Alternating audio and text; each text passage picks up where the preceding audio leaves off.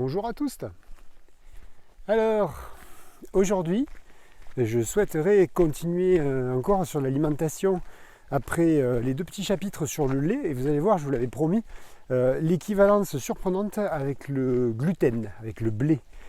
Et on va peut-être déboucher sur d'autres choses, d'autres considérations, toujours pareil, systémiques, dans la pensée complexe.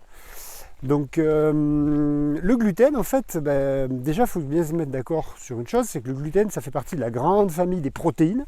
Donc dans le blé, vous avez comme partout, vous avez des protéines, vous avez du gras, des lipides, des acides gras, et vous avez bien évidemment des sucres. Voilà. Donc il y a les trois grandes familles.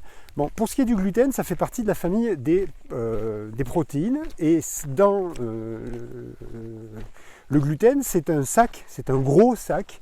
Le gluten, c'est pas une chose bien déterminée, c'est un ensemble de choses. C'est comme si je disais les chiens, voilà, en général. Mais on ne sait pas quel chien, on ne sait même pas la race que c'est.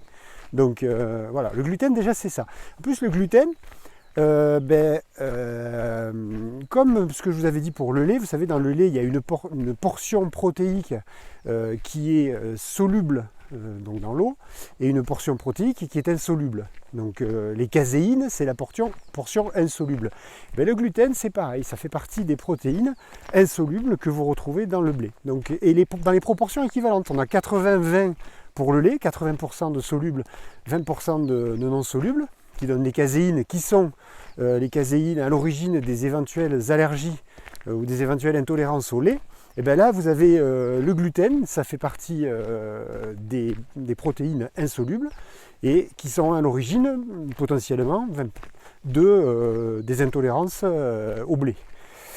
Donc déjà, quand on a dit ça, le gluten, c'est une grande famille. Ce qui veut dire que le blé, suivant le blé dont on parle, suivant comment il a été élevé, suivant où il a poussé, on n'a pas affaire au même gluten.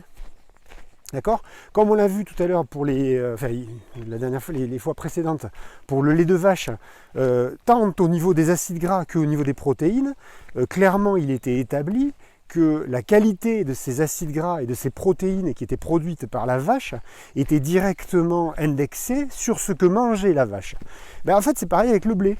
Le blé, c'est selon la race, la variété de blé qu'on va planter et selon où il va pousser, comment il va pousser, à quel rythme il va être forcé, voilà, on n'aura pas les mêmes qualités de ce gluten. Donc le gluten, c'est un gros sac.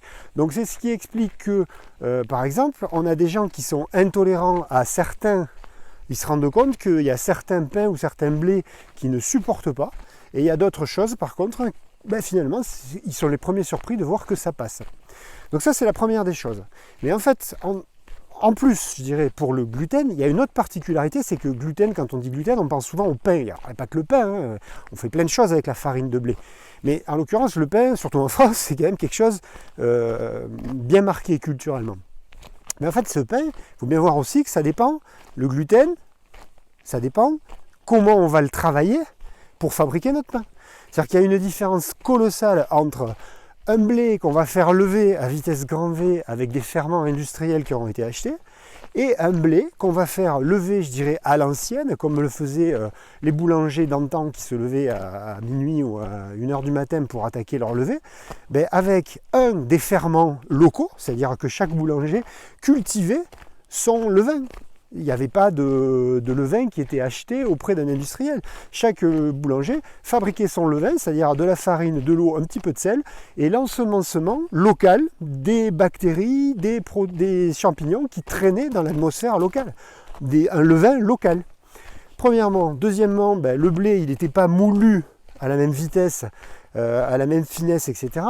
Et troisièmement, aussi ce que j'ai dit, c'est que le boulanger ne travaillait pas pareil. Il prenait le temps de lever plusieurs fois, de refaire pétrir sa pâte, de repétrir sa place, etc., d'avoir une certaine élasticité, à telle enseigne que dans les pains d'antan, vous vous rappelez sans doute, qu'il il y avait des bulles grosses, des bulles énormes, des bulles moyennes et des bulles toutes petites. Ben ça reflétait de plusieurs niveaux de levée, avec des gaz carboniques enfermés par la maille de gluten d'ailleurs, qui se retrouvaient plus ou moins importants selon le temps de levée qu'on avait laissé. Donc ça, c'est un très bon indicateur si vous devez choisir votre pain. C'est quand vous choisissez un pain et que vous le coupez et que vous voyez qu'il y a une grosse hétérogénéité dans la taille des bulles, c'est un index, c'est un indice, c'est une indication, ça ne veut pas tout dire, hein, mais c'est une indication sur le fait que ce pain a été travaillé correctement et donc possiblement a été prédigéré par des petites bactéries, des petits champignons qui vous feront que ce blé-là, ben, il vous fera pas mal. À telle enseigne, vous avez certains boulangers paysans, donc un dans le Tarn, j'ai oublié le nom, un autre à Cucugnan, voilà, qui font des blés donc à partir de la rouge de Bordeaux comme variété, mais qui les font moudre à l'ancienne et qui les élèvent normalement. Et comme par hasard, ces pains-là, même chez les gens qui ont des maladies cœliaques, c'est-à-dire des maladies auto-immunes au gluten, et bien ces gens-là finissent par pouvoir manger ce pain, ce qui est quand même assez incroyable. Voilà, donc on pourra en parler très très longtemps du gluten, mais vous voyez que je voulais faire ce parallèle entre le lait et le blé. Ben, en fait, on se retrouve un petit peu avec les mêmes problèmes. Allez, à très bientôt!